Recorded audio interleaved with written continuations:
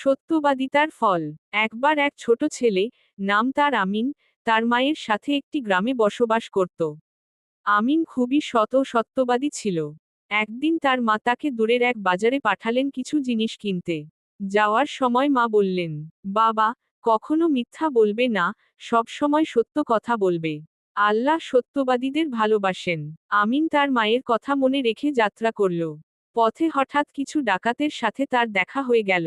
ডাকাতরা তার পথ রোধ করল এবং বলল, তোমার কাছে কি কোনো মূল্যবান জিনিস আছে?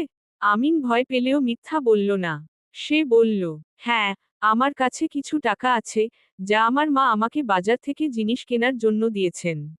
ডাকাতদের সর্দার অবাক হয়ে বলল, তুমি আমাদের ভয় পাচ্ছ না? কেন মিথ্যা বললে না? আমিন বলল, আমার মা আমাকে সত্য বলার শিক্ষা দিয়েছেন, আর আল্লাহও সত্যবাদীদের ভালোবাসেন। ছোট ছেলেটির সাহস ও সত্যবাদিতা দেখে ডাকাতদের মনে পরিবর্তন আসতে লাগল। ডাকাতদের সর্দার কেঁদে ফেলল এবং বলল, তোমার মতো ছোট ছেলেও যদি সত্য কথা বলতে পারে, তাহলে আমরা কেন মিথ্যা বলি ও অন্যের সম্পদ লুট করি? এরপর তারা নিজেদের ভুল বুঝতে পারল এবং তওবা করে সৎপথে ফিরে এল। এই গল্প থেকে আমরা শিখি, চেক মার্ক সত্যবাদিতা মানুষকে রক্ষা করে। চেক মার্ক আল্লাহ সত্যবাদীদের ভালোবাসেন। চেক মার্ক সত্য বলার মাধ্যমে মানুষের মন পরিবর্তন হতে পারে। আশা করি গল্পটি আপনার ভালো লেগেছে। আপনি যদি আরও ইসলামিক গল্প চান, আমাকে বলতে পারেন।